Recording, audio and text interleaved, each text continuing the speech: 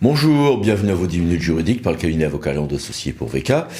On va parler de finances pour 2025 dans quelques secondes, mais tout de suite les brefs de la semaine qui s'ouvrent évidemment tristement par le jour de deuil national qui a lieu ce lundi 23 décembre 2024 avec les drapeaux en berne sur les bâtiments et édifices publics et les agents publics et si possible privés, qui sont invités à un moment de recueillement à 11h. Attention, dans les textes initiaux, c'était prévu pour midi, c'était modifié à 11h, petit cafouillage. En matière d'agents, un arrêt intéressant du Conseil d'État sur la prolongation d'activité d'un fonctionnaire soumis à une limite d'âge inférieure à 67 ans, qui ne peut être refusé qu'en raison d'une éventuelle inaptitude physique. Et le théâtre de Versailles qui a rendu une décision selon lequel un DGS d'une collectivité ne peut pas assumer la direction opérationnelle d'un service de police municipale parce qu'il y a un régime à part, avec des agréments à part.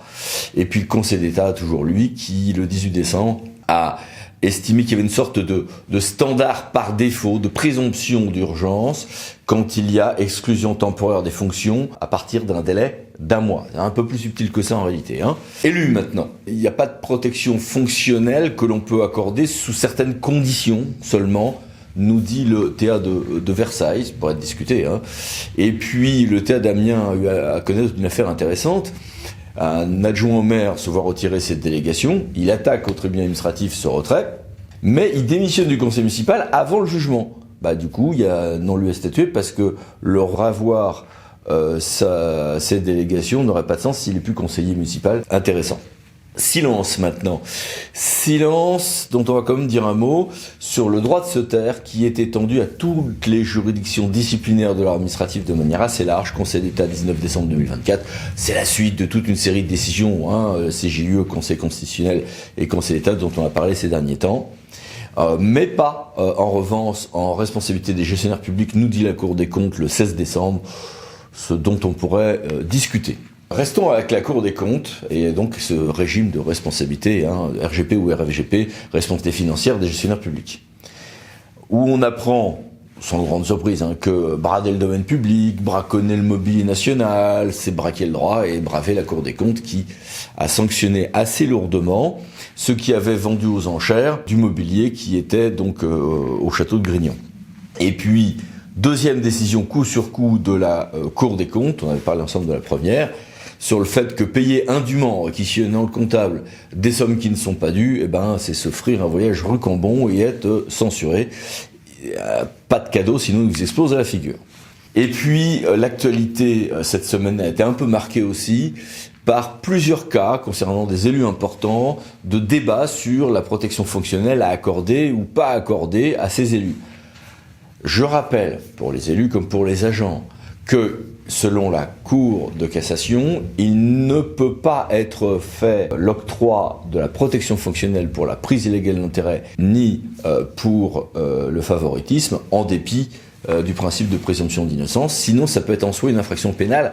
Attention, attention, attention.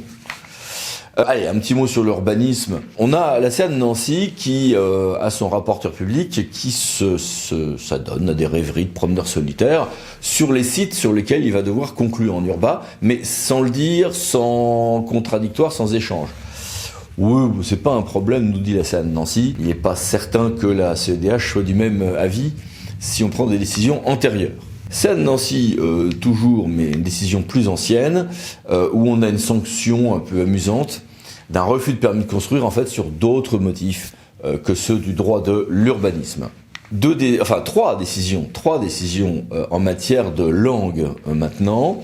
D'abord, CA de Toulouse sur la censure de règlements intérieurs de conseils municipaux ou intercommunaux qui prévoyaient la possibilité de parler en langue, en l'espèce catalane, mais avec traduction en français. C'est une confirmation de ce qu'on avait déjà sur, par exemple, la langue corse ou sur le créole, avec à chaque fois des décisions un peu différentes, mais toutes dans le même sens que voici à l'écran. Et deux décisions sur l'écriture inclusive. Le Conseil d'État, le 20 décembre, a confirmé que l'on pouvait, en l'occurrence, circulaire du ministère de l'Éducation nationale, interdire l'écriture inclusive dans le ministère, même le requérant a essayé de convoquer des normes de droit international, tout ça, On a le droit de l'interdire, nous dit le Conseil d'État, mais en même temps, le tribunal administratif l'a admis. C'est pas forcément une contradiction en réalité. On a le droit de l'interdire, c'est d'ailleurs interdit aux agents de l'État par une circulaire qui a été validée par le Conseil d'État il y a quelques années, mais on peut utiliser l'écriture inclusive. Ça a été la position du Théâtre Paris pour une plaque de marbre sur les anciens élus en 2023, et ben ça vient de là, 10 décembre 2024, est admis pour le règlement intérieur du conseil municipal, du conseil d'arrondissement du 12e arrondissement, mais on n'allait pas très loin dans l'écriture inclusive. En revanche, si on va très loin, on risque de se heurter à une autre norme qui est celle de l'intelligibilité des documents public. Et là, rappelons qu'il y avait une décision intéressante du Théâtre de Grenoble censurant un document, mais là qui était long et objectivement devenu très peu lisible avec cette écriture inclusive. Donc, quelle que soit la position que l'on a sur le fond, on a plusieurs décisions que l'on pourrait voir comme contradictoires, mais une synthèse se fait assez bien en réalité en l'état de ce droit-là en décembre maintenant 2024. En matière de contrat maintenant, réception avec ou sous réserve, le délai de la garantie de parfait achèvement, GPA, commence à courir à compter de la date d'effet de la réception, nous dit le Conseil d'État. Et à noter également un rapport critique mais constructif avec des propositions intéressantes de la Cour des comptes sur les DSP, DSPL. Et puis les mini-brèves, que voici. Et que voilà. Mais passons tout de suite à notre grand dossier. Faute de loi de finances, quelle situation budgétaire et fiscale pour les collectivités? Alors, a bien été votée in extremis et de profondis pour ce qui est de nos finances, la loi de finances de gestion pour 2024. Très bien, voici. Mais la chute du gouvernement début décembre 2024 nous a conduit à ne pas avoir de loi de finances pour 2025 en bonne et due forme. Notre constitution permet en effet, au contraire d'autres, de faire chuter un gouvernement par des alliances de partis qui, cependant, ne sont pas prêts à faire une nouvelle majorité pour gouverner ensemble. C'est comme ça. Il en résulte que nous n'avons ni loi de finances, ni sans doute de majorité pour se mettre d'accord sur une loi de finances, sauf peut-être à minima, et encore peut-on en douter, et là, à suivre dans les semaines et mois à venir. Mais en attendant, pas de loi de finances. Et dans ces cas-là, on ouvre la Constitution, on va voir l'article 47, on ouvre la LOLF, on va voir son article 45, et avoir une loi spéciale à cette occasion, pour laquelle un mode d'emploi très souple qui nous sauve de la catastrophe a été donné par le Conseil d'État, avis non contentieux, dans un avis du 9 décembre 2024.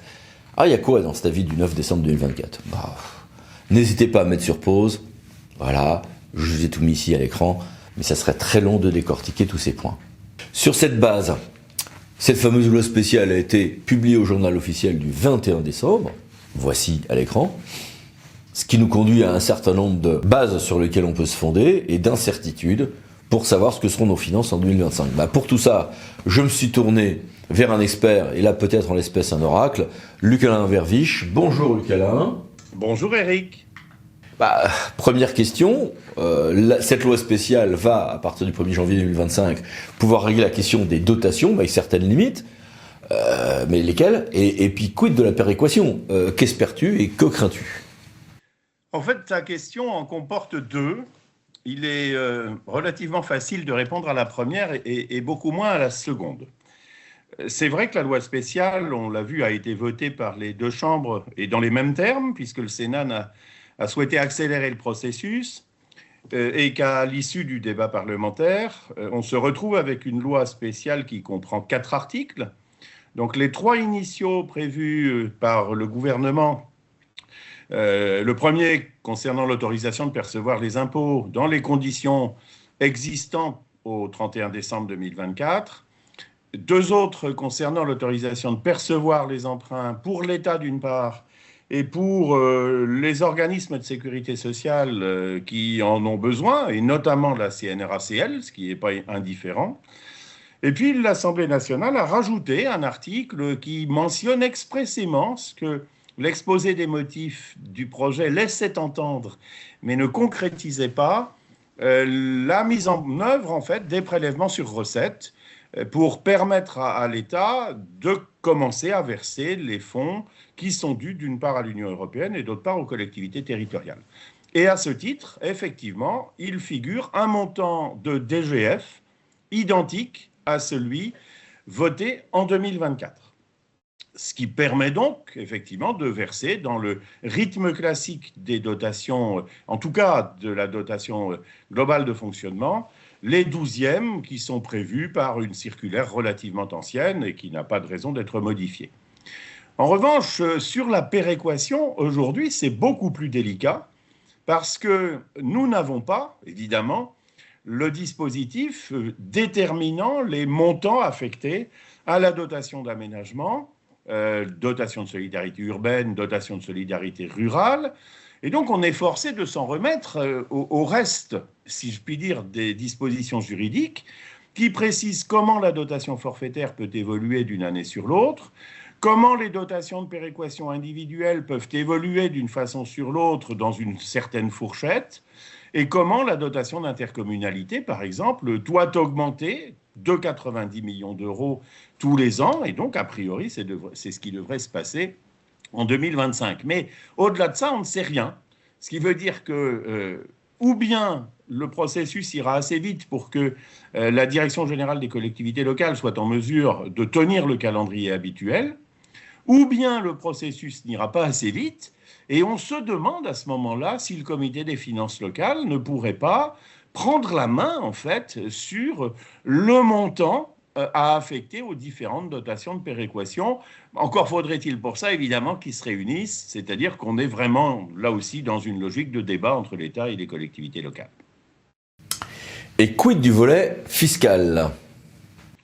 Si on prend la règle du jeu, le versement des 12e de fiscalité, il relève d'un programme particulier de la loi de finances qui est le programme 833 pour l'essentiel, et qui autorise l'État à faire les avances de collectivités locales. Donc là, je dirais l'interprétation, me semble-t-il, la plus rationnelle, c'est que l'État va dégager, puisqu'il en a la capacité à partir du moment où la loi spéciale a été votée, par décret et donc à hauteur d'un 12e, les montants nécessaires au versement des avances de fiscalité. Et c'est ce qui arrive alors en termes de calcul tous les ans, puisque les 12e sont calculés sur la base des produits de l'année précédente, jusqu'au moment où les collectivités votent de nouveaux taux. Évidemment, on ne sait pas trop ce qui se passera si une collectivité vote des taux avant que la loi de finances définitive ait été votée, mais en tout cas, il y a une sécurité sur les montants de versement en pratique. Et c'est d'ailleurs la même chose pour les fractions de TVA, puisqu'elles font partie de ce processus. Sur d'autres mesures qui avaient été adoptées, qui ont toujours été adoptées au Sénat, parce que la loi de finances, elle est encore, je dirais, elle est un peu dans les limbes, mais enfin, on ne peut pas dire qu'elle n'existe plus.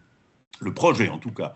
Sur des mesures comme, par exemple, l'augmentation des droits de mutation à titre onéreux, là, pour l'instant, on n'a rien. C'est-à-dire que les droits restent fixés au niveau où ils sont. Les départements n'ont pas la capacité de les modifier. Et de la même façon, quelques-unes des dispositions adoptées par le Sénat, et notamment la suppression de la règle de lien, n'a pour l'instant aucune espèce d'existence juridique. Quelles sont les réactions que tu vois du côté des collectivités ? Alors, sur les plus grandes collectivités, ce qui est intéressant, c'est de voir que les calendriers, globalement, n'ont pas été modifiés. On a quelques régions qui ont déjà voté leur budget, notamment cette semaine, sans évidemment savoir quels seraient les impacts d'une loi de finances définitive, tant en ce qui concerne certaines des dotations qui devaient baisser en leur défaveur, sans savoir non plus ce que deviendra le fameux projet du fonds de réserve dont on avait parlé, sans savoir si les fractions de TVA seront gelées ou non, ce qui fait que la plupart de ces collectivités ont été extrêmement prudentes, avec un traitement qui est potentiellement un traitement de provisionnement, voire dans certains cas de réduction assez forte de certains types de dépenses. On sait que le débat public a été assez bien engagé autour de ces questions-là. Dans les collectivités de moindre taille, et notamment dans le bloc communal, c'est vrai que c'est une grosse interrogation, parce que la dépendance aux règles de calcul, par exemple, de la dotation globale de fonctionnement, est parfois extrêmement importante. Évidemment aussi, la variation, je dirais, des dispositions concernant le fonds de réserve entre le projet initial du gouvernement, même amendé, et le projet du Sénat, même amendé, ces différences sont assez majeures pour que tout le monde ne puisse pas considérer qu'il est exonéré de tout effort. Et puis, il y a la fameuse question, évidemment, du fonds de compensation pour la TVA, sur lequel, là, l'ancien Premier ministre avait indiqué qu'on ne le traiterait pas de façon rétroactive, mais qui peut savoir, en fait, ce que le gouvernement prochain, quand il sera nommé, choisira de faire. Le redressement des comptes publics reste une nécessité, et le montant comme les modalités de l'effort demandé aux collectivités locales, aujourd'hui, reste un vrai point d'interrogation. Merci beaucoup, au revoir. À bientôt, Eric, merci. Et merci à vous. À bientôt pour une nouvelle vidéo, les 10 minutes juridiques, par Lando Associés pour VK. Pensez à vous abonner, c'est par là. Merci, au revoir.